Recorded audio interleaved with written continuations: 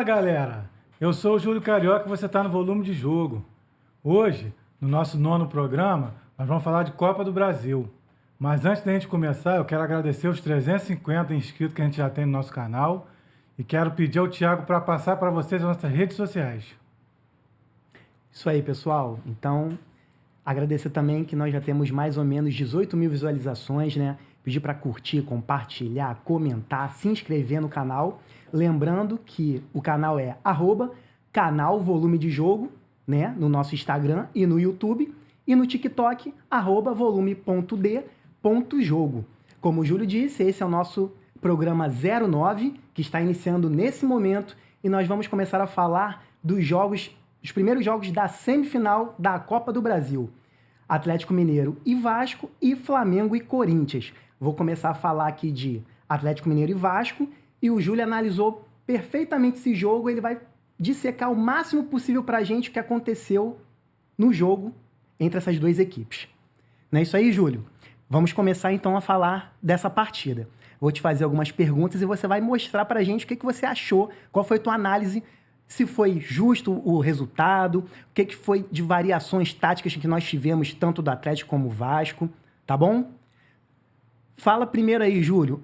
Define em uma frase o que foi o jogo Atlético Mineiro e Vasco no primeiro tempo. No primeiro tempo, pessoal, eu achei que o Vasco ia jogar por uma bola, né? Igual o Fluminense fez, de ficar todo lá atrás e tentar jogar no contra-ataque. E para minha surpresa, até os 30 minutos do primeiro tempo, eles jogaram assim, marcando alto, tentaram jogar de igual para igual com o Atlético, esqueceram que não estava jogando em São Januário, tentaram partir para cima. E aos 13 minutos eles foram premiados, né, com o gol do Coutinho. E eu queria que você explicasse, Thiago, onde foi a falha ali do gol do Coutinho? Júlio, o que aconteceu?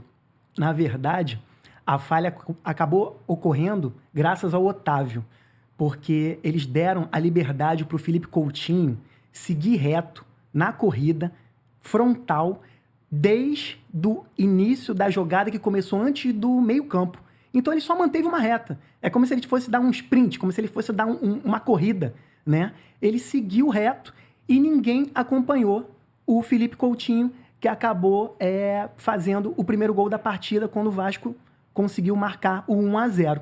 Então, né, primeiro de tudo, acaba sendo um pouco diferente você acabar vendo o Veguete, que é o centroavante, né, do Cruz Maltino, sendo o jogador que quebra a linha, dando a assistência para o Emerson Rodrigues. E aí, por sua vez, o Emerson Rodrigues foi muito inteligente em ter levantado a cabeça e ter entendido essa movimentação do Felipe Coutinho. Só que enquanto o Emerson conseguiu fazer isso, o Otávio não fez. O Otávio era para estar nesse posicionamento de estar junto com ele. Só que ele não deixou, ele deu a brecha do espaço e ele foi correndo para trás. Ou seja, o que ele fez? Ele fez uma situação posicional. Ele se manteve na área, né, para tentar bloquear uma bola, ao invés de tentar ir no adversário e tentar fazer com que ele não conseguisse o domínio e o arremate, né? Que depois o Felipe Coutinho conseguiu dominar essa bola, fez o corte, driblou o marcador, fez a batida e o Everson não conseguiu fazer nada, né? Mas assim, Júlio, esse foi o primeiro lance, né, de real perigo do Vasco durante esse primeiro tempo. Além dessa jogada que culminou com um gol, o Vasco teve outras situações de gol contra o Atlético Mineiro no primeiro tempo? Olha, pessoal, no primeiro tempo, até os 32, o Vasco estava assim, segurando o resultado bem.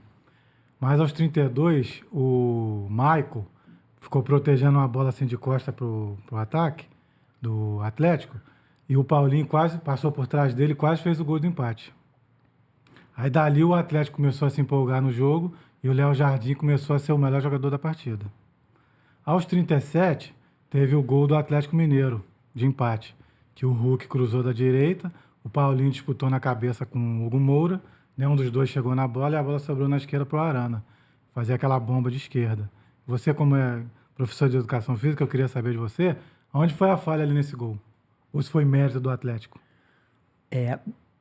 Nesse lance específico, dá para botar uns 50-50 de margem de porcentagem. Como assim?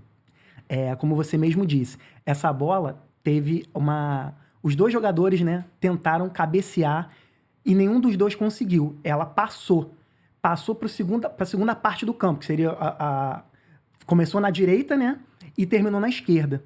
Só que aí, como ela termina na esquerda, a bola quica e o Arana faz o bate-pronto. Mérito dele, que ele conseguiu ajeitar o corpo, consertou para fazer essa batida. Só que deveria ter um jogador ali para fazer essa marcação.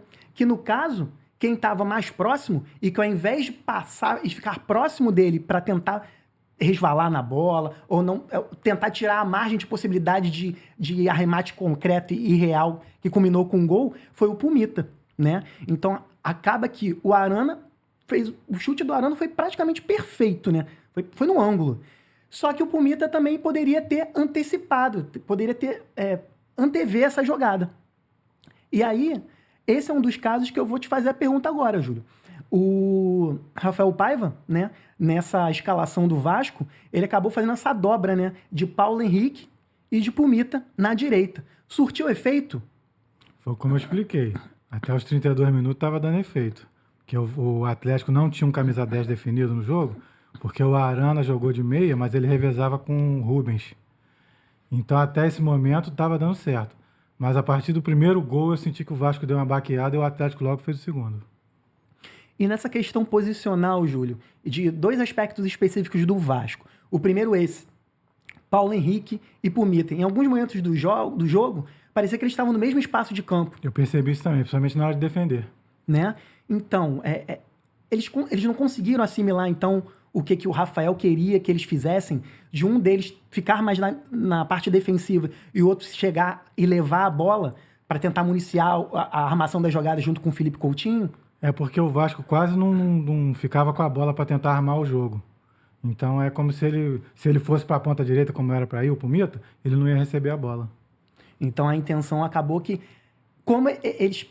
Esse aspecto do jogo seria interessante se eles tivessem a bola. Isso. Mas como toda a posse de bola praticamente foi do Atlético Mineiro, eles entregaram a bola para o Atlético e não conseguiram ter essa bola no meio campo, então foi por água abaixo então, essa estratégia. No primeiro tempo, sim, foi. E aí uma outra situação então que a gente pode falar. Se eles não conseguiram reter a bola, qual foi o detalhe específico do Hugo Moura e do Matheus Carvalho nessa troca? É porque eles não conseguiam ficar muito tempo com a bola e também tinham que se preocupar com o Hulk e o Paulinho, que caía muito nas costas deles no primeiro tempo. Então, eles, em vez de segurar a bola para passar para o Coutinho armar, nós tínhamos que recuar para tentar marcar o Hulk e o Paulinho.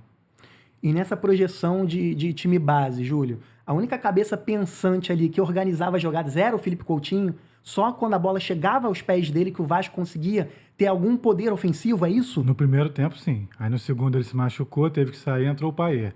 Só que o Payet não conseguiu manter o ritmo que o Coutinho tinha feito no primeiro tempo. E as outras possibilidades do Vasco? O Emerson Rodrigues foi bem, né, no lance do gol, né, mas além disso, ele conseguiu fazer variações de jogada, conseguiu atacar, conseguiu ser agudo pela ponta. O Piton ofensivamente foi bem ou dessa vez não rendeu o esperado? No primeiro tempo, o Emerson Rodrigues, enquanto o Vasco tinha a bola, ele era uma opção de escape ali pela esquerda. Mas como a maioria do tempo a bola ficou com o Atlético, ele se cansou muito de ter que marcar para fazer a dobra com o Piton, para ajudar a marcar. E o Piton também, como o Coutinho não funcionou na criação no primeiro tempo, muito, ele não apareceu, o Piton. Aí não teve aquelas bolas de cruzar para Verratti no primeiro tempo. O Verratti praticamente só tocou na bola naquele lance do primeiro gol. Então o Verratti acabou tendo que sair da área, para conseguir ter alguma movimentação, dar alguma opção. Foi isso, né? Para poder encostar na bola, sim. E não foi aquele jogador letal de cabeça. Porque no segundo tempo eu achei que ele ia botar o Leandrinho, quando tirou o Emerson Rodrigues, que estava cansado. E ele não botou o Leandrinho. Não entendi isso, por quê? Então, se você fosse o Rafael Paiva, você colocaria o Leandrinho para tentar fazer essas movimentações mais de fundo, isso, né? Mais agudo ao fundo e fazer os cruzamentos para tentar utilizar o Verratti. Porque ele tinha feito isso contra o Vitória, tinha dado certo, tinha feito isso contra o São Paulo, quando esse menino estreou contra o São Paulo, deu certo. Então ele era uma arma do Vasco no segundo tempo, e não entendi porque que ele não colocou.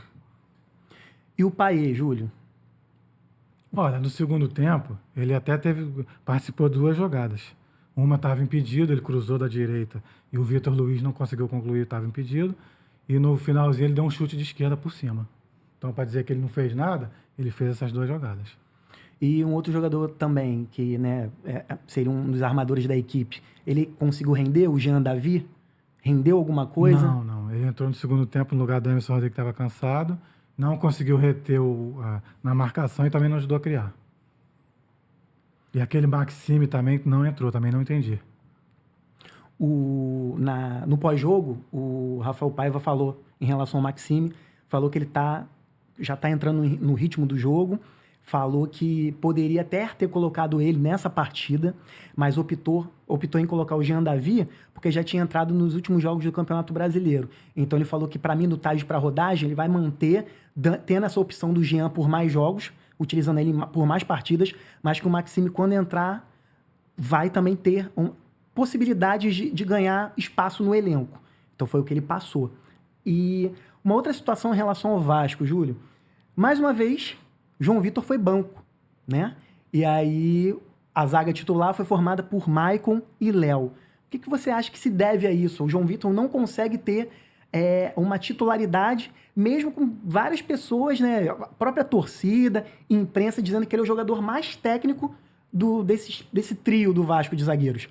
Acho que é porque ele é muito garoto, ainda não se adaptou ao esquema do Paiva. Porque o Paiva sempre coloca o Piton, o Léo com o Maicon, né? Mas eu também não entendi por que ele colocou eles dois. Ele tomou aquele gol de cabeça do Paulinho. Sabe explicar? Se eles ficam esperando e o Paulinho se antecipou. O que houve ali naquele segundo gol? A jogada do segundo gol do Atlético, Júlio, o que acontece? Assim como o Felipe Coutinho ficou livre e o Otávio não marcou e ele chegou na área para fazer o gol do Vasco, no caso do Atlético, nesse gol que o Paulinho marcou, o Paulinho também ficou livre e a jogada estava culminando com o cruzamento do Arana. E aí, o que aconteceu? O Paulinho nem na área estava. O Hulk era o jogador da área, que teoricamente essa bola iria para ele. Ele estava no meio dos 2 zagueiros do Vasco. Então ele estava com o Maicon e com o Léo. O que o Hulk faz? O Hulk acaba sendo inteligente até quando ele não participa com a bola nos pés. Ele consegue abrir o espaço e foi o que ele fez. O Hulk estava na primeira parte, né, como se fosse para a esquerda. Ele faz o movimento para a direita, os zagueiros vão junto. No que ele abre um espaço, Paulinho entra e faz o cabeceio. Só que o Léo poderia ter cortado essa bola. Só que ao invés dele antecipar para cortar, ele esperou a bola chegar. No que ele esperou a bola chegar, o Paulinho que antecipou. Então, assim, como no primeiro gol tu tinha me perguntou se tinha sido uma falha, né? Ou uma falha... Foi mérito do Atlético. Uma falha ou um mérito, né? Uma falha do adversário ou mérito do time que marcou o gol. Eu falei que dava 50-50 no primeiro gol do Atlético. Já nesse gol, no segundo gol do Atlético, eu vejo já como total falha do Léo. Porque ele poderia ter antecipado ali. Só que acontece que a gente volta e meia costuma falar nos programas. O zagueiro brasileiro marca a bola e não marca o jogador que está vindo, né? E mais uma vez isso aconteceu. Se a gente pega o frame do jogo, a gente vê que o Léo tá com os olhos fixos na bola. A bola tá vindo, ele olha para a bola. No que ele olha para a bola, ele tá de lado. Então, no que ele olha para a bola, Paulinho já veio de frente. Porque a biomecânica do corpo. Se você vai cabecear de lado, a força e o movimento que você faz de lado é totalmente diferente do de frente. O frontal tu vai ter mais velocidade, você vai conseguir botar mais força, e foi o que aconteceu com o Paulinho. Foi uma pedrada que ele mandou ali, né? E foi o que aconteceu. Já o Léo não conseguiu antecipar e falhou. E aí, devido a essa situação, o Atlético conseguiu essa vantagem. E aí, ainda falando da partida, Júlio, já dissecamos praticamente tudo da equipe do Vasco, né? Mas vamos falar também dos pontos do Atlético. O que a gente pode falar em relação a essa dupla, Paulinho e Hulk? Existe uma dupla hoje no futebol brasileiro que tem tanta... como que a gente pode dizer? Liga, né? Tanta liga como esses dois nesse momento? Olha, a dupla do Botafogo é boa, né? O Igor Jesus e o Savarino. Só que eles estão há menos tempo juntos, né? E do Atlético já está mais tempo, desde 2013, de 23, parece. Então eu acredito que a do Atlético realmente é uma das melhores. Porque o Paulinho, ano passado, ele jogava na ponta esquerda. Já esse ano ele está mudando de posição. Está vindo mais para o meio. E o Hulk também, no último jogo contra o Fluminense, Ele é centroavante de origem. Ele caía pela ponta direita. Já ontem, os dois vinham pelo meio, nas costas dos volantes. Então, confundia a defesa do Vasco. E, assim, um ponto ainda para falar mais favorável ainda a eles dois. O Hulk, em várias situações de jogadas na partida, ele dava aquele passe de primeira. Então, assim, o passe de primeira, mas já consertando o corpo, já antevendo jogadas posteriores. Então, assim, ele abria os espaços com o passe. Então, assim, os outros jogadores trabalhando junto com ele. No primeiro tempo, principalmente, pessoal, ele fazia muito isso. Então, assim, ele acabava trabalhando já pensando no que vinha depois, né? O que acabou sendo muito interessante. Como eu disse, né, em programas anteriores, eu acho o Hulk muito acima da média, né, do futebol brasileiro. E ele mantém esse nível. Óbvio que tem variáveis, né? Ele não consegue manter uma constância do início do ano até o final do ano, jogos perfeitos do início ao fim. Tem falhas, às vezes vai bem, às vezes vai mal, mas eu acho que a questão dele de ser um jogador focado no que saber, a importância que ele tem para esse elenco, eu acho que é preponderante para o Atlético estar chegando nesse momento, nesse estágio de ápice, praticamente nos finais de competições que ele está disputando, né? Eu queria saber de você, Thiago. O Paulinho contra o Fluminense tinha vindo muito mal. Ontem ele melhorou. O Milito falou alguma coisa sobre ele? Assim? Era a nossa dúvida, né, Júlio? Até no último programa tu tinha me perguntado. Por que ele caiu tanto? Ano passado jogou tanto? O Paulinho tava jogando tão bem e o nível dele tá abaixo do que ele consegue render. Eu falei, Júlio, a gente não consegue saber tudo. Mas assim, são duas possibilidades. A primeira, ele tá com algum problema de físico, né? E um segundo, alguma questão pessoal. E aí ontem eles mostraram e eles disseram o que aconteceu. O Paulinho tá com um problema realmente na perna e tá tomando injeções, provavelmente algum tipo de infiltração, não tá 100%. E aí a comissão técnica, né, junto com a parte médica do clube, eles estão definindo quais jogos que são prioridade para o Atlético em que o Paulinho vai estar atuando. Então ele vai fazer uma rodagem mesmo. Jogos do Campeonato Brasileiro, provavelmente a gente não veja o Paulinho nesses últimos 10 jogos que estão aí para acontecer, ele vai ser poupado de vários, porque a minutagem dele está acima do que a parte física dele está aguentando. Então, os jogos que são importantes, que vai ser o jogo de volta da Copa do Brasil, os jogos de Libertadores, ele vai estar em campo. Esses jogos principais, ele vai estar atuando. Mas em todo o restante da temporada, eles vão dar uma segurada. Então, não vai ser constante ver o Paulinho em campo até o final da temporada, não. E isso mata a nossa curiosidade em relação a por que ele não ter mantido o nível que ele sabe de futebol, de técnica, de talento, e ter dado uma queda, né? Tanto que saiu até a reportagem dizendo que o último gol que ele tinha marcado, acho que tinha sido início de agosto. Então, assim, já tinha um bom tempo, porque ele estava jogando direto ainda. Mas eles estavam mantendo ele jogando. Até um ponto que eles falaram, a partir de agora, a gente vai dar uma parada. Né? E a gente já conversou em relação a isso, né, Júlio? O Atlético tem uma gama de jogadores também que podem ser utilizados no ataque, né? Foi, Vargas. E aí, o que você acha? Paulinho não atuando, quem você colocaria para jogar aí junto com o Hulk? O Palácios, Brian Palácios. Tiago, quero saber de você agora, primeiro jogo 2-1, né? O Atlético lá. O que esperar do Vasco no segundo jogo? Ainda tem chance de classificar? O Atlético definiu ontem? O que você pode passar para a torcida vascaína? Os dois jogos estão em aberto, Júlio. Atlético Mineiro e Vasco é um jogo em aberto. Não tem como garantir que o Atlético já está nessa final. Até porque o Vasco é um time de superação, né? Eles sabem que o nível que eles estão no momento, né? Só que eles vão jogar em casa.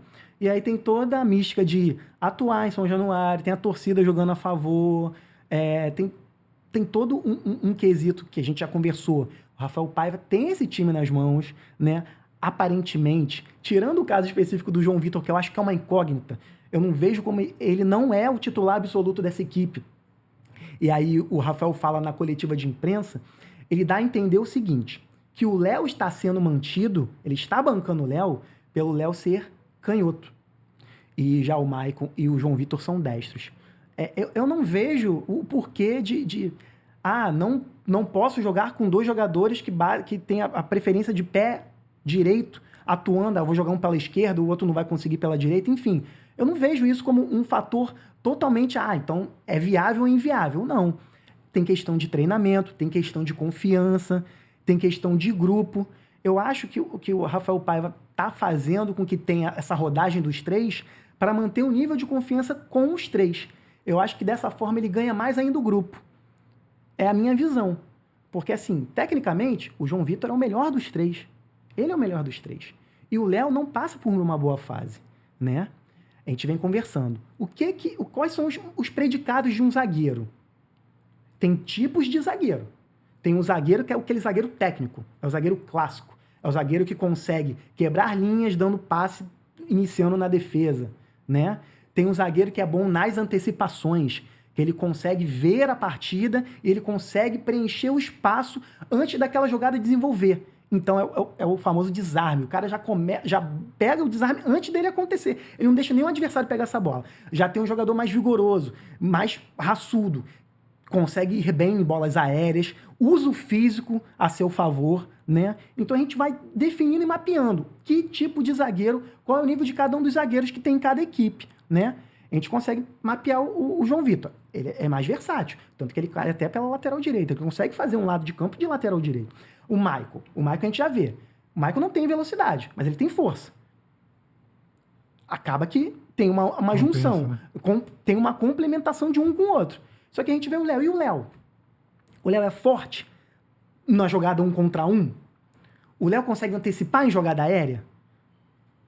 O Léo tem a técnica para jogar à frente dos zagueiros, caso o Rafael jogue com 3 zagueiros? Então, assim, características positivas e negativas cada um deles vai ter. O Rafael Paiva vê no Léo o potencial. Se ele vê o potencial, é uma convicção. Lembra que a gente conversava aqui em relação a técnicos que têm suas convicções e morrem com as suas convicções e não mudam o sistema de jogo, ou não mudam os jogadores porque tem aqueles de preferência. Cada técnico é de uma forma, né? A gente já viu que o Rafael Paiva encontrou um time titular. Esse é o time titular dele. Tanto que a gente já consegue falar de cabeça. Tirando os problemas que ele teve, né? O Adson de um lado acabou perdendo 2 pontas, né? Perdeu o Adson por um lado, perdeu o David pelo outro. Então, assim, quebrou os 2 lados do time. Tanto é que agora o Emerson Rodrigues, que era o criticado da torcida, né? Virou uma solução. Onde né? Jogou bem. Enquanto ele aguentou jogar, jogou bem. E aí vira uma incógnita pelo outro lado. Vai ter o Ryan, tem o Jean Davi, Maxime, quando entrar, se vai render ou se não vai. Entendi. Mas acaba que a gente não sabe o que vai acontecer, né? Mas aí, voltando à sua pergunta. O jogo tá aberto, Júlio. Não tem como dizer que o Atlético tá certo e garantido.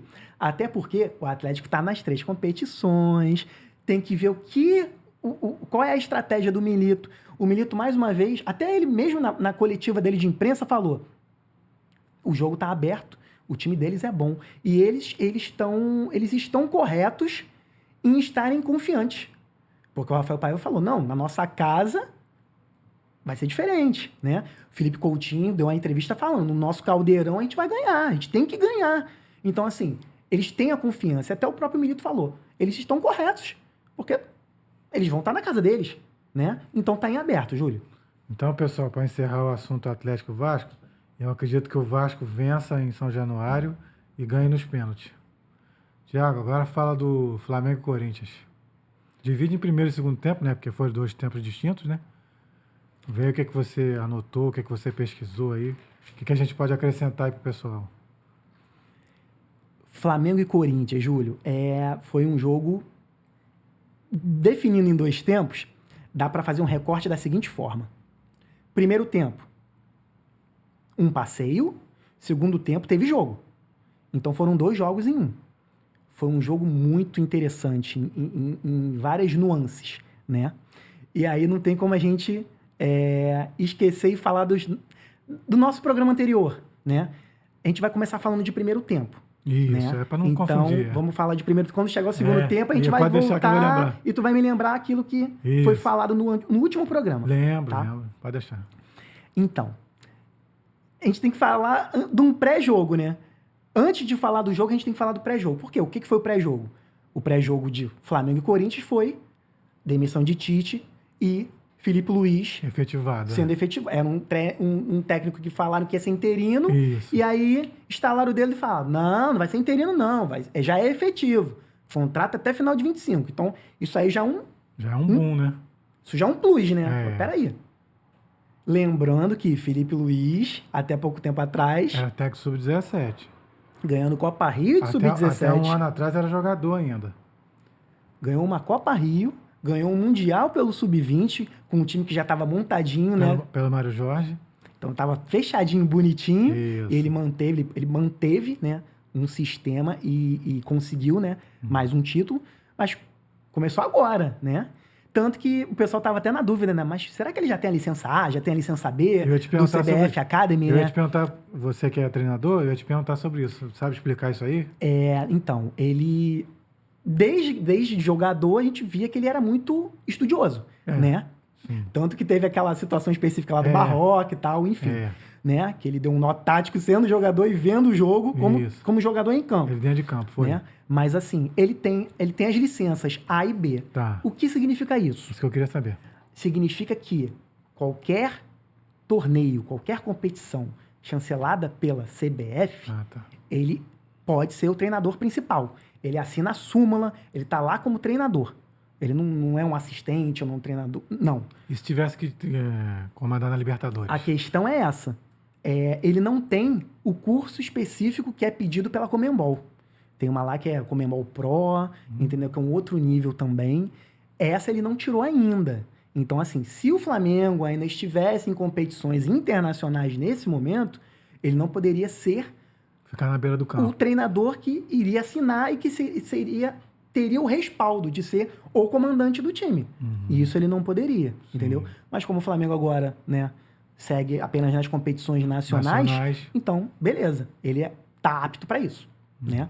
E aí, voltando, em relação ao que era o time do Tite pro que é o time do Felipe Luiz. Já teve alguma diferença nesse primeiro jogo? Já deu para ver alguma coisa? Júlio, seria muito leviano da minha parte falar.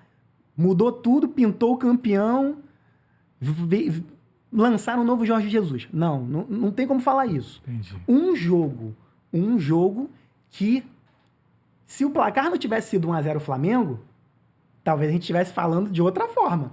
Aí né? já tá copiando o Tite, né? Se tivesse sido uma coisa, a gente tava falando de outra. Então é meio que isso. Se tivesse sido 1-1, será que a gente estaria falando, teria essa, deu tudo certo para ter sido uma goleada? Não, calma. Muito cuidado, porque tiveram pontos positivos e reais. Você sabe elencar esses pontos? Sim, bom. tiveram os pontos positivos e reais. Que já dá para apontar, só que tiveram as falhas de antes. Não tem como o cara chegar um e... dia fazer uma vara de 2, cordão 3 plim. dias e pronto. Passou um pozinho ali, pirilim, pim-pim, acabou. Não é. O cara não é mágico, né? Futebol não é mágica. A magia que tinha era quando os armadores brasileiros conseguiam ter a criatividade que hoje já não tem mais. Né? Que a gente está quase 110 hoje no futebol nacional. Mas voltando. O que a gente pode falar em relação ao recorte de time base titular, né? A Léo Ortiz ganhando a vaga de titular do Fabrício Bruno, né? O Wesley no lugar do Varela e o Gabriel Barbosa sendo o centroavante principal. No lugar do né? Plata. Isso. E aí eu te faço essa pergunta. Essas mudanças, Júlio, valeu a pena? Você faria isso? Dava para ter feito uma outra situação? O que você achou? Foi como a gente tinha falado aqui nos outros programas, né, pessoal? O R dá mais profundidade ali pela direita para atacar. O Léo Ortiz passa muito bem a bola, então melhorou a saída de bola da defesa. E o Flamengo precisava de uma referência no ataque, tanto que teve que botar Davi Luiz, né, da outra vez. Então eu achei que ele mexeu bem nas 3 substituições. Então, o que a gente pode falar? Que ele fez mudanças em que foram interessantes para o time ter um desenvolvimento melhor. Então, aí a gente pode falar o quê? Isso de começo, Isso, então, dá para pensar o quê? Primeiro, ele não foi omisso. E o principal, efetivou o Rossi, né? Parou de botar Matheus Cunha na Copa do Brasil. Então, ele já chega no profissional... Já dá na cara dele, vamos botar assim. Ele já chega no profissional falando.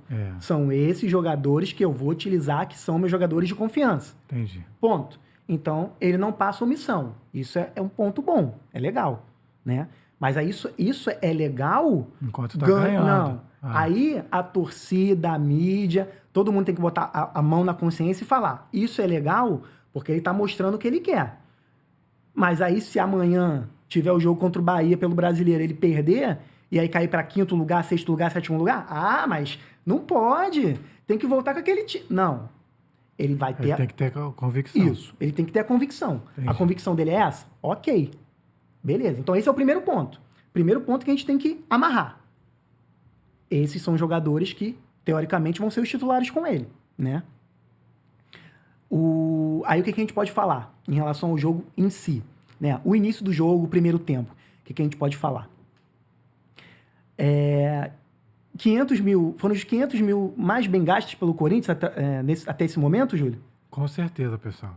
No contra o Botafogo, a gente já tinha falado aqui que ele tinha sido o melhor jogador do primeiro tempo, e ontem também. Não só do primeiro tempo, mas do jogo todo. E aí Não sei nem se eles já pagaram, né? Vamos explicar, Mas... né? O porquê dos 500 mil, né? Explica. Então, Hugo Souza, né, que ainda tem os direitos federativos, né? Presos ao Flamengo. São do Flamengo, né? E aí tem lá no contrato que o time ao qual ele está emprestado, caso queira que ele jogue contra o seu detentor atual, que é o Flamengo, tem que pagar uma multinha de 500 mil, né? E pela segunda vez, teve Corinthians e Flamengo. Primeiro teve pelo Brasileiro, agora teve pela a primeira semifinal da Copa do Brasil. E aí o Corinthians tem que depositar esse valor de novo, né? E aí, então, foi bem gasto, foi válido. Tanto pro primeiro como pro segundo tempo. Foi o melhor jogador do Corinthians, na minha opinião. E no primeiro tempo, Júlio, o Hugo fez 3 defesas sensacionais. Qual lance que tu achou o principal? No primeiro tempo foi aquela do Arrascaeta, logo no princípio, que o Arrascaeta chutou no ângulo e ele espalmou de mão direita. E aí, já que tu falou de Arrascaeta, vamos então falar dos dois, teoricamente, os 2 armadores do Flamengo, né? Que voltaram a ser armadores do Flamengo. Porque no último programa eu tinha falado, né? Gerson tá sendo o armador do Flamengo. De La Cruz e o Arrascaeta estão virando vagalumes, que eles brilham, dão um brilharé com um passe e somem, né?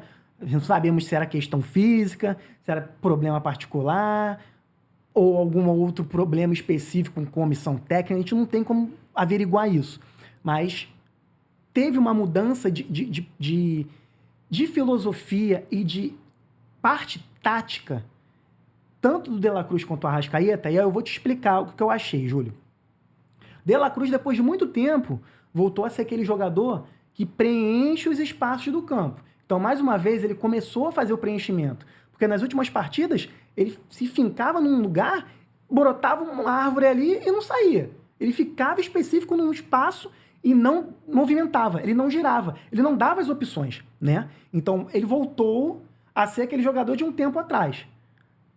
Esperamos enquanto analistas, né, que isso é bom para o futebol em si, né? Então, assim, ele preenchendo esses espaços. A Arrascaeta suportou o jogo, né, todo, e o que acontece? Praticamente todo, né? E foi bem nas ações. Foi bem nas ações ofensivas. Tanto que quando teve o time base, né, escalado, botaram o Arrascaeta como se ele fosse o falso atacante ao lado do Gabriel, né? E aí eu achei até esquisito. Eu falei, será que ele vai cair realmente pela ponta e vai ficar mais flutuando pelos espaços? E calhou de que no início, né, como o Flamengo fazia aquela marcação-pressão, a intensidade que o Flamengo impôs ao Corinthians no início do jogo, e praticamente durante os 40 primeiros minutos da primeira etapa, parecia o Botafogo fazendo com aquele quadrado que ele tem, né? Era pressão, bloco, Gabriel caía como primeiro, Arrascaeta, De La Cruz pelos 2 lados flutuando. O Wesley, né? avançando toda hora pela direita, o Bruno Henrique fazendo dobra com Alexandro e De La Cruz ali. Então, tava uma marcação-pressão que o Corinthians não sabia o que fazer com a bola. Tanto Não conseguia passar do meio de campo. Não, o Corinthians... Primeiro, o Corinthians pensou assim, vamos botar a bola no chão, vamos tentar sair. Aí começou a tentar sair com os zagueiros, o zagueiro não tinha noção, já estava bicando a bola de qualquer forma. Eles não tinham... E aí, tinha o Coronado e tinha o Garro, né? Só que a bola não chegava neles.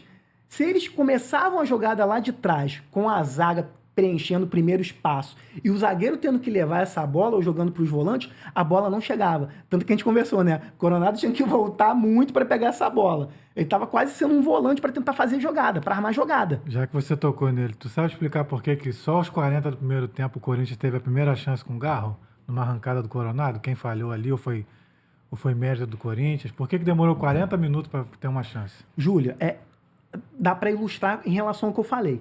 O Corinthians não tinha como armar a jogada. O Corinthians, eu acho que o Corinthians não acreditava que o Flamengo ia fazer essa marcação com intensidade e preenchimento dos espaços por tanto tempo. Entendi. Porque isso cansa o jogador. A gente já conversou, né? Preencher os espaços a todo momento é muito difícil. O jogo é muito intenso, né? É muito veloz. Então, assim, o que acontece? Primeiro, o Corinthians estava tentando os passes curtos, né? Aproximação e passe. Deu errado. O que eles começaram a fazer? Ligação direta. Começou na ligação direta. Só que aí começava na ligação direta, a segunda bola era sempre do Flamengo. O Flamengo, na parte aérea, estava muito bem. Então, assim, eles conseguiam pegar essa bola, botavam no chão e começava. De La Cruz variando de um lado para o outro e as dobras. Aconteceu por muitas vezes no primeiro tempo. O Wesley e Gerson, toda hora. Parecia que o Wesley, ele só podia seguir se a bola passasse no pé do Gerson. Ele tocava a bola, dava opção. Gerson fazia o giro, devolvia, começava a situação. Já pelo lado esquerdo... Foi o que eu mais gostei, queria que tu explicasse. Pelo lado esquerdo... Eram 3. Era De La Cruz, o lateral esquerdo e o Bruno Henrique. Mas é o que acontece, o Fagner ficou doidinho ali. O que acontece? O Alexandro só fez a jogada no fundo 2 vezes. Ah, tá. Ele ficava mais recuado. De La Cruz fazia essa jogada com o Bruno Henrique, ou então o Alexandro jogava pro Bruno Henrique e fazia ele flutuar pela lateral mesmo, pela ponta, para fazer um a um contra o zagueiro do Corinthians. Só teve 2 lances que o Alexandro foi até o fundo. Num deles, acarretou no gol do Flamengo, né? Que aí ele toca a bola e passa pelas costas. Então, assim, eu gosto muito dessas jogadas de profundidade em que o jogador de origem toca essa bola pro mesmo atleta do seu time e dá a opção. Alexandre dá essa bola pro Bruno Henrique e passa pelas costas dele. Só que assim, eu acho o Alexandre um jogador muito técnico. A gente conversa isso sempre, né? Só que é um jogador técnico que já tem uma idade avançada. Então vai ter que ter um plano B para ele ali. Não dá para deixar ele no final de partida fazendo situação de zagueiro central, que tá acontecendo volta e meia. Ele não vai ter a explosão para conseguir esse arranque e antecipação como se fosse um zagueiro, né? Mas quando ele vai à frente, ele é muito inteligente. Ele é um tipo de jogador que consegue fazer a construção de jogada. Ele ajuda na construção de jogada. Tanto na construção com a bola, como dando opção sem a bola. Então, no caso que ele toca essa bola pro Bruno Henrique e ele recebe na frente para fazer a batida, que várias pessoas falaram, o Hugo Souza errou. Cara, eu não achei, não. Eu não acho falha. Tava muito de cara eu não acho falha do Hugo Souza. Até porque ali tinham 2 situações, tinham 2 possibilidades. O cara podia cruzar ou chutar. Ele podia, porque já tinha gente na área. O Flamengo já estava apertando de tal forma, parecia que o Flamengo tinha 15 em campo e o Corinthians 9. Até porque Hector Fernandes não entrou em campo. O Corinthians começou com um jogador a menos, né? Então já começa aí. O Corinthians tinha 1 a menos em campo, né? E depois a gente vai falar de tática do Corinthians, né? Mas assim, essa ultrapassagem do Alexandro, ele faz tanto caindo pela ponta, como ele faz por dentro. Então, assim, só que aí no momento que ele faz por dentro, ele ocupa a mesma faixa que o De La Cruz. Então, eles têm que pensar isso. Aí a gente começa a analisar. Jogadas ensaiadas. Então, vamos começar a pontuar algumas coisas aqui, tá bom? O Tite, pessoal, eu não via jogada ensaiada, não. Vamos começar a pontuar. Pode falar. Lembra que eu falei que tem coisas legais que é pra falar, que a gente não via com o Tite e já consegue ver com o Felipe Luiz? Eu ia perguntar, você já falou melhor. Então, assim, jogadas ensaiadas. A gente consegue perceber mais claramente jogadas ensaiadas com bola parada, porque é mais fácil de treinar, é mais fácil de você botar uma situação de jogo. Como assim? Você tá no treino, você bota um time titular contra o time reserva e fala especificamente o que cada um vai fazer naquele setor. Algumas situações que o Flamengo fez várias vezes durante a partida. Em jogada de cobrança de falta, a bola rápida, então não jogando ela, não alçando ela à área, já tocando pro jogador ao lado mesmo para definir. Então o que ele fazia? Ao invés de fazer a cobrança direta ao gol, ou fazer uns 2 toques, toque e bate, ele já abria, já jogava pro lado. Então tinha uma maior amplitude. Como assim? O Flamengo ainda parece que não consegue chutar de fora da área. Ainda tem esse processo. Mas eu acredito que com o tempo isso vai começar a mudar. Porque quando você começa a jogar mais próximo um jogador do outro e tendo essa bola, tem uma amplitude maior. Então tem a possibilidade maior de batida. Nas cobranças de falta em que ele já toca rápido, tem a possibilidade de cobrança de chute frontal, que é quando joguei a bola, a meta, o gol tá à minha frente, ou então já tem os jogadores abrindo pelos lados. A gente não viu isso com o Tite. A gente já conseguiu ver isso no primeiro jogo do Flamengo. Agora contra o Corinthians. Então, é jogada rápida. Então, esse é o primeiro ponto.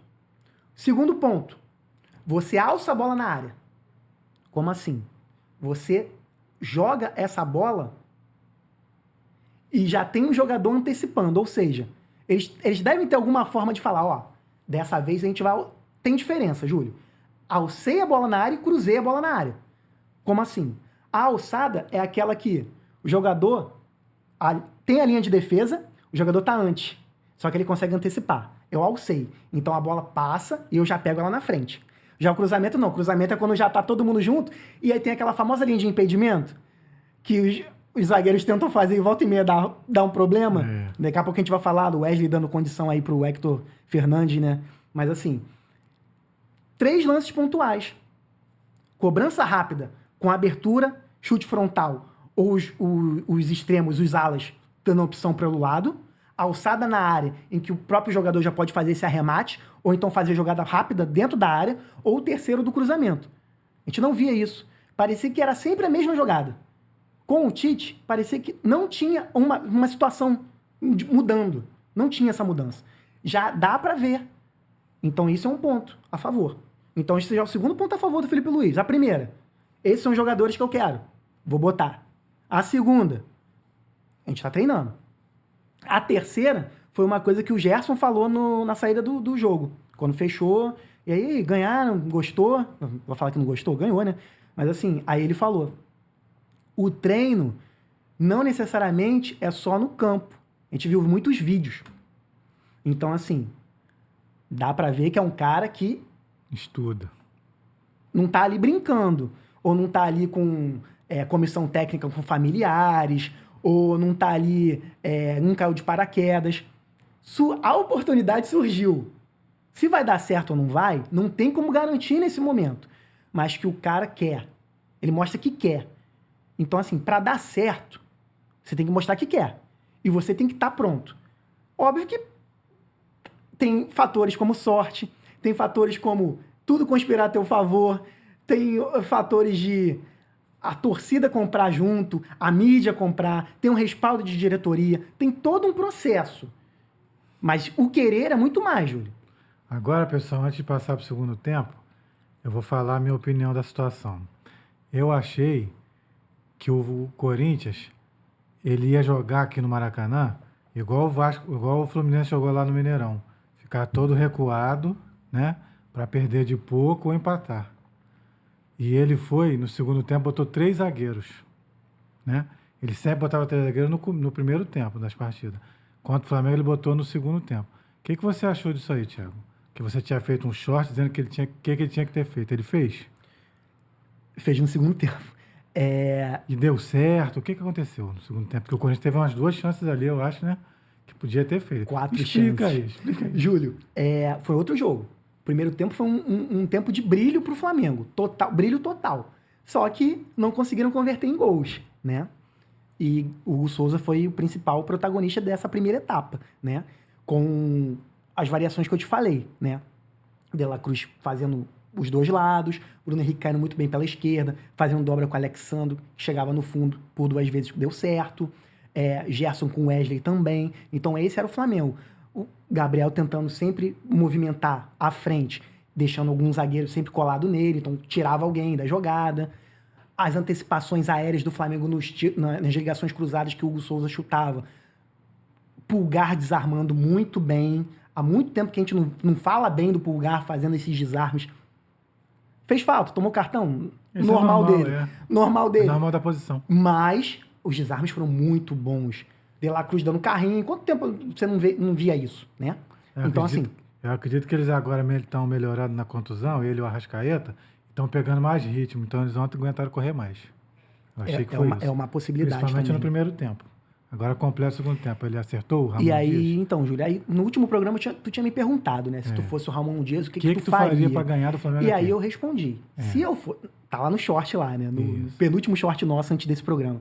Eu falei assim, se eu fosse o Ramon Dias, eu colocaria o Corinthians jogando no 3-5-2. Por quê? Eu ia povoar esse meio campo, eu ia abrir os meus alas, eu ia ter um armador no meio que ia conseguir municiar as jogadas e eu ia ter ofensividade. Aí Ramon Dias fez o quê no primeiro tempo? Um 4-4-2. Um 4-4-2 que o segundo atacante dele foi totalmente nulo e não pegou na bola em momento algum. E o outro atacante, que era o Romero, no primeiro tempo, quando ele pegava a bola, ele levantava a cabeça e ele estava sozinho. Mas como que o Romero, como segundo atacante do Corinthians, estava sozinho, sendo que ele tinha dois armadores, que era o Garro e o Coronado? Por quê? O Coronado estava muito longe da jogada, porque ele tinha que pegar essa bola praticamente nos volantes, né? Porque o Flamengo estava na marcação, pressão absurda. Então o Corinthians estava na lona, estava quase caindo, não sabia o que fazer, e aí os dois jogadores técnicos, um pegava a bola e o outro tentava desmarcar. Só que o Garro tentava desmarcar, ele só conseguiu a primeira jogada aos 40 do primeiro tempo, né? Para você ver como estava esse nível. Aí no segundo tempo, o Corinthians tinha que mudar alguma coisa. Porque se mantivesse essa postura... Ia tomar uma goleada. Ia tomar um passeio, um vareio, né? E aí ele mudou. Realmente ele mudou. Ele voltou pro esquema do 3-5-2, né? É. E aí, o que acontece? Os alas foram praticamente os atacantes do time, né? E aí o que aconteceu? O Flamengo mantinha essa situação de troca de parte ofensiva, só que aí não era um adversário defensivo. Era um adversário que pegava essa bola e já jogava pelas pontas essa jogada. E aí o que começou a acontecer? Bola nas costas dos laterais do Flamengo.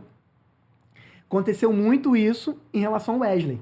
O Wesley, que nós sabemos, ofensivamente, ele tem os seus predicados, seus talentos, né? É bom. No futebol atual, ele não deve muito aos outros laterais, né? Ofensivamente. Só que defensivamente, ele tem muitas falhas. E quando um jogador que é muito bom ofensivamente, defensivamente tem falhas, a gente falava muito isso do Ayrton Lucas, né? Isso. Que chegou um momento no Flamengo que ele estourava na frente, fazia milhares de belas jogadas. Só que lá atrás estourava tudo na zaga. E aí começou a acontecer isso com o Flamengo, né? Nesse segundo tempo. Tanto é que... Não que o Flamengo parou de jogar. Eu ia te perguntar. Não. O Flamengo manteve um nível de jogo e de possibilidade de ampliar o placar, manteve nesse segundo Mas tempo. o que o Corinthians fez de diferente? Só botar 3 zagueiros foi suficiente? O que ele fez? Então, Júlio, ele começou a ver quais eram os problemas que o Flamengo tinha. Os jogadores, quando tinham as dobras, eles faziam a dobra, mas o Corinthians não ficava em um deles. Eles faziam a dobra, toquei a bola e já passei. No segundo tempo começou a ser diferente, porque o Gustavo Henrique, como zagueiro, que é aquele fixo, né, ele conseguia coordenar. Os outros dois zagueiros ficavam, né? Então era um tripé. Gustavo Henrique com os outros dois, os alas se mandavam. A cabeça pensante do Corinthians é o Garro, né? Então, a bola começou a chegar em quem? No Garro. É o que não tinha acontecido no primeiro tempo. No primeiro tempo, o Coronado ia pegar essa bola para tentar municiar o ataque do Corinthians. E quando o Romero pegava, ninguém jogava junto. Não tinha 1-2. Eles não conseguiam fazer a flutuação. O Corinthians estava totalmente recuado, né? Porque estava assustado. No segundo tempo, não. O Corinthians falou, quer ter jogo? Vamos fazer ter jogo. E aí realmente teve jogo. Teve um jogo em que, em alguns momentos, o Flamengo começou a perder a bola nesse meio campo. Começou a perder a bola no meio campo e aí surgiram as oportunidades do Corinthians, né? Teve chutes na trave. O Flamengo teve a possibilidade de fazer gols, né? Teve falta, cabeçada. Teve cabeçada do Bruno Henrique no travessão, teve cobrança do De La Cruz no travessão. Então, assim, o Flamengo teve oportunidades, né? Só que o Corinthians também teve. Então, começou a ter uma trocação.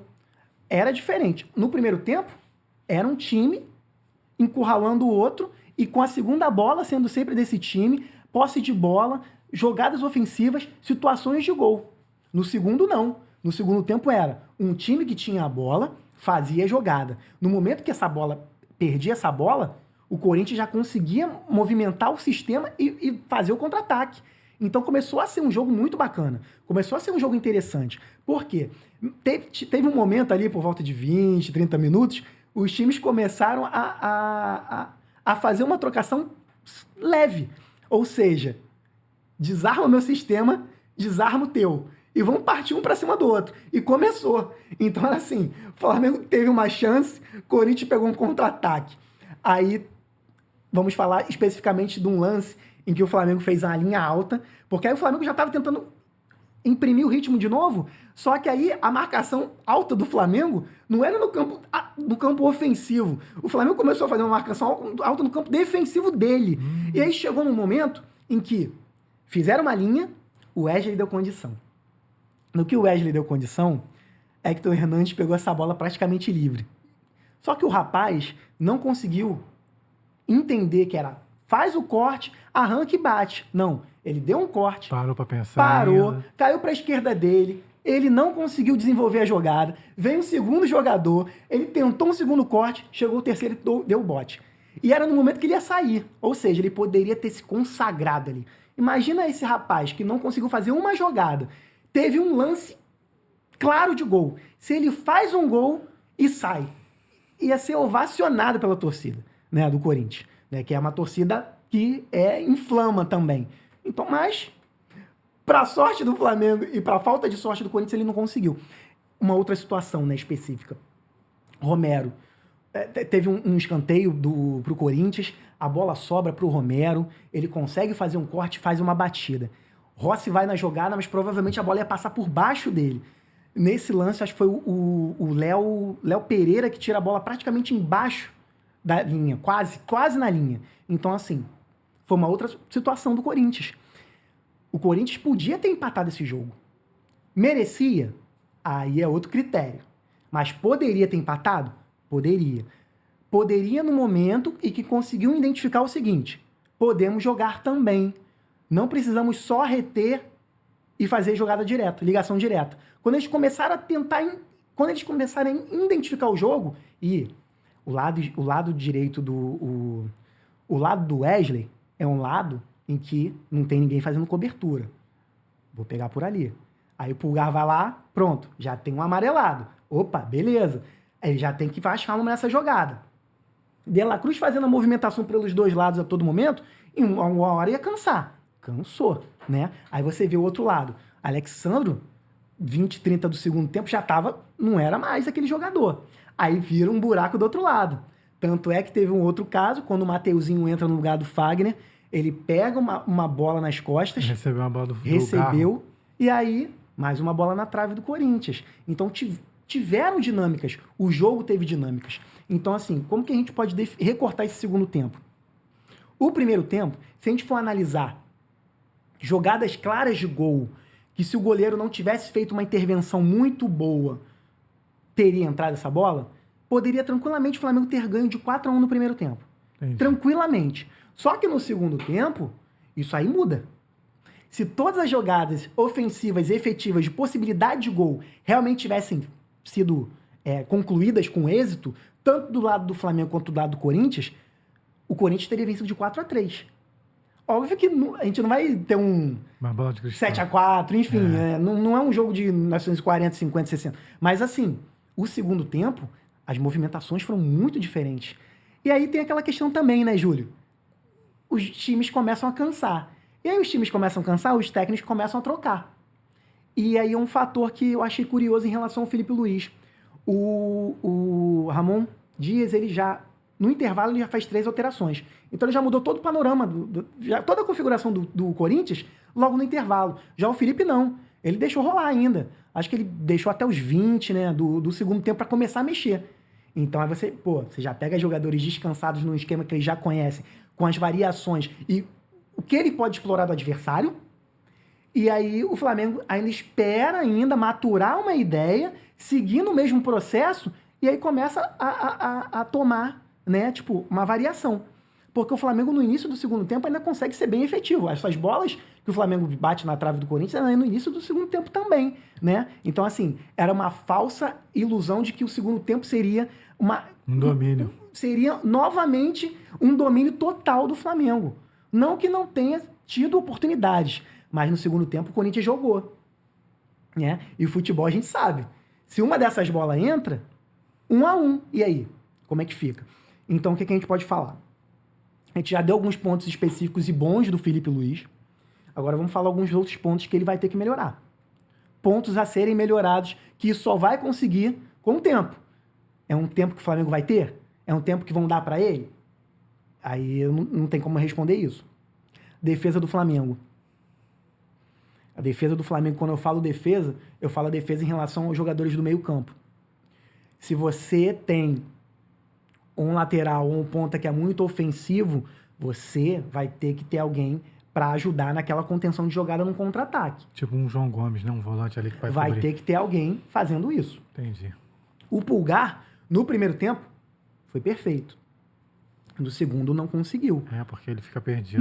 Não tem como. Aí começa a fazer falta, aí fica o De La Cruz, a movimentação que o De La Cruz faz é muito boa. Mas é muito boa para preencher os espaços. Preencher os espaços quando você tá com a bola na ofensividade, que ele vai ser um jogador a mais. Mas e para defender? A gente já reparou que o De La Cruz não é um jogador defensivo. Não. Né? Às vezes ele até desiste da jogada. Ele não tem esse cacuete, essa manha. Léo Ortiz, se for utilizado realmente lá na defesa, ele não pode ficar vindo. Ele não pode fazer que nem o Léo Pereira fez em alguns jogos, de cair pela ponta esquerda e seguir como se não houvesse o amanhã. Não dá, né? Não dá pra ir. Vai pra cima deles, Mengão, é na arquibancada. Não tem como ser dentro de um campo em que tá tendo uma taça a ser disputada. Então, assim, Felipe Luiz tem que respirar, ver o brilho da galera e falar, gente, alguém tem que se sacrificar, né? Tem que ter um sacrifício. O Gerson. O que vai ser o Gerson agora com o Felipe Luiz? Eu acho que é o mais... a pergunta que eu... Se eu pudesse fazer a pergunta... Se eu falasse assim, faz uma pergunta pro Felipe Luiz hoje, eu vou falar. Com o Tite, ele botou na cabeça que o Gerson cair pela ponta direita. No início até realmente deu um certo resultado, mas a gente sabe que as características do Gerson não são para ser um ponteiro. Felipe Luiz, o que o Gerson... como você desenha taticamente o Gerson na tua parte, na tua prancheta, como que você vai desenhar? Porque o Gerson é o líder, o Gerson é o capitão, o Gerson é titular absoluto. Isso é fato. Mas como que ele vai preencher esse espaço no campo? Espaço no campo com a bola, espaço no campo sem a bola. Então, eu acho que a partir disso, ele vai começar a conseguir desenhar as outras opções, né? E o que dá para falar também, Júlio? Um ponto específico do Felipe Luiz na coletiva de imprensa, no pós-jogo, aí ele falou uma situação que aí as coisas começam a se encaixar. Perguntaram em relação a Arrascaeta. Aí ele falou que quando a Arrascaeta estiver com a bola, 2 dos meus jogadores têm que dar opção de jogada. E aí, eu sou professor de educação física, então eu gosto de analisar e gosto de ver tática. Eu gosto de ver o que o técnico fala depois do jogo, se deu certo ou se deu errado. E eu acho bacana isso. Por quê? A gente tinha dúvida. A Arrascaeta vai cair pela ponta, a Arrascaeta vai vir mais pelo meio, o Gabriel vai ficar sozinho lá na primeira faixa ofensiva. Quando ele fala isso, ele já tira algumas dúvidas da nossa cabeça. A Arrascaeta sempre vai ser o cara que vai ser municiado. Então, se ele tiver a bola, o que vai acontecer com o Bruno Henrique? Receber a bola. O que vai acontecer com o outro jogador que tiver pela ponta direita? Plata. Que pode ser em algum... Então, ele vai receber. Por isso a minha pergunta do Gerson, entendeu? Esse meu questionamento, onde o Gerson vai ser utilizado, é porque ele já definiu que o Arrascaeta vai ser o cara que é o armador e vai ser quem vai municiar. E foi o que aconteceu na partida. Vários lances aconteceram isso. Então, pessoal, agora para terminar o programa, eu quero saber, Thiago, o que esperar de Corinthians e Flamengo lá na Arena Itaquera? Está em aberto? Já foi definido ontem o resultado? Tem nada definido não, Júlio. Vai definindo os pênaltis. O que você pode dizer aí para o torcedor? Tem nada definido não. Acredito que vai ser um jogo com menos possibilidades de gol do que tivemos no Maracanã. Não acredito... Tá bom, foi 1-0 o Flamengo, né? Mas as possibilidades de gol foram incontáveis. Foi muita jogada boa, no segundo tempo principalmente. Eu não acredito que no segundo jogo, Flamengo e Corinthians vão apresentar um futebol... Quando eu falo não vão apresentar um futebol de alto nível, Não quer dizer que vai ser uma pelada. Eu acho que vai ser um jogo mais técnico. Vai ser um jogo de preenchimento de espaços, vai ser um jogo de estratégia, de posse de bola, de toque cadenciado. Não que o Flamengo vai trazer o Corinthians ou que o Corinthians vai sair alucinadamente buscando a vitória. Eu não acredito em nenhuma dessas nuances. Mas eu acredito que vai ser um jogo muito mais pegado, um jogo muito mais difícil de definir. Eu acho que a criação de jogadas vai ficar muito mais difícil, né? É para dar um resultado, o que eu acho? Pode ser. Eu acredito que vai rolar um empate. Acredito que Flamengo e Corinthians, num segundo jogo, vai ter um empate. E eu não falei em relação a Vasco e Atlético, Júlio. Pode falar. Eu acredito que Vasco vai se superar mais uma vez e vai conseguir uma vitória em casa. Porque o Atlético vai estar aí nessa confusão de datas e de campeonatos. Quero isso, quero aquilo. E até o Milito falou. No futebol brasileiro, que eu estou hoje, eu estou muito feliz. Aí todo mundo, mas como assim? Porque ele está disputando tudo. Então, assim, todo mundo está contente quando chega para disputar. Mas chega na hora, se não ganhar nada, tem um retrocesso, tem um outro problema. Mas eu acredito que Vasco ganha, placar mínimo, e aí nos pênaltis, seja aí o que Deus quiser, não vou dar meu palpite para isso não. Pessoal, eu acredito que o Flamengo consiga um empate lá no Arena Itaquera 1-1. Então, Thiago, encerra o programa hoje aí. Agradeço o pessoal, que foi muito legal esse programa de hoje, pessoal. Pessoal, então foi isso. Nós falamos hoje, né? Falamos o máximo possível dos jogos, os primeiros jogos, né? De jogos de ida da Copa do Brasil, Atlético e Vasco, Flamengo e Corinthians. Agradecemos por vocês estarem com a gente aí, né? Curte, comenta, compartilha, @canal Volume de Jogo. Hoje é o nosso programa 09. Agradecemos os 350 que já estão inscritos, mais de 18 mil visualizações e TikTok, né? Não posso esquecer também, @volume.d.jogo. E é isso, um abraço e até a próxima, pessoal!